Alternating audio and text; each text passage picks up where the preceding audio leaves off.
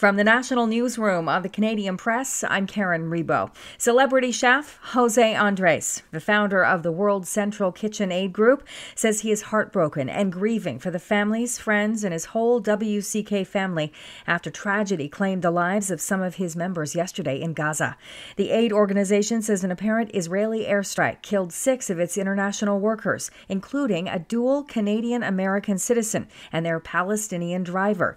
They were delivering food from the charity's latest sea shipment to Gaza, where hundreds of thousands of Palestinians have been pushed to the brink of famine amid the Israel Hamas War. Here's reporter Ed Donahue.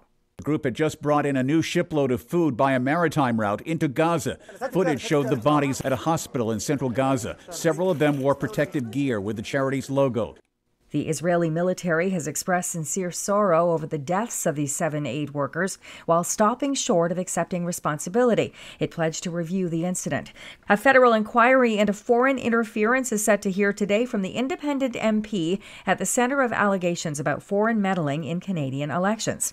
Han Dong left the Liberal caucus after it was alleged he willingly participated in Chinese interference efforts and won his seat with Beijing's help in 2019. He has always denied those claims. Special Rapporteur David Johnston found last May that there were irregularities observed with Dong's 2019 nomination and well-grounded suspicion that these were tied to China's Toronto consulate, but that Dong was not aware of these issues. It's budget day in Manitoba, and the NDP government is set to introduce its first fiscal plan since last October's election. The budget is expected to offer rebates on electric vehicles, a bigger tax credit for fertility treatments, and free prescription birth control. We're also expecting an extension of the province's fuel tax holiday that's set to expire in June. But some people will be paying more under the new plan. A government source tells the Canadian Press that the education property tax and income taxes will be changed so that high-income earners and people with higher value properties will pay more.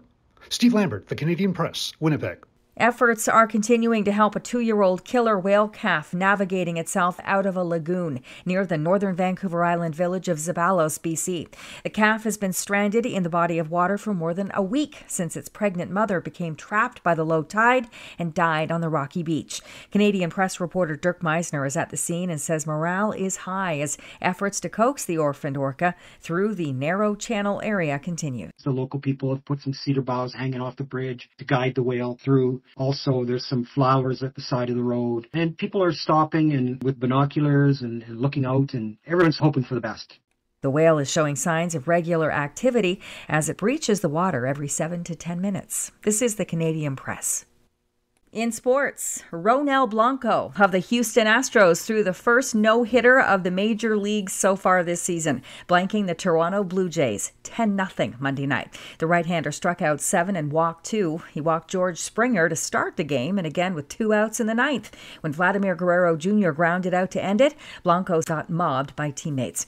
Austin Matthews scored twice to push his NHL leading goal total to 62 on the season as the Toronto Maple Leafs beat the Florida Panthers 6-4. The Winnipeg Jets snapped a 6-game losing skid with a 4-3 victory over the LA Kings. And the Edmonton Oilers lost 3-2 to St. Louis in overtime. In the women's NCAA basketball tournament, Canadian Aaliyah Edwards is headed to the Final Four after she helped UConn to an 80-73 win over Southern California. Also going to the Final Four is Iowa after a win over LSU. Caitlin Clark made 9 3-pointers and scored 41 points to lead Iowa to that win. From the Canadian Press, I'm Karen Rebo. Thanks for listening. Don't forget to follow and subscribe. For more of today's top stories, visit thecanadianpressnews.ca.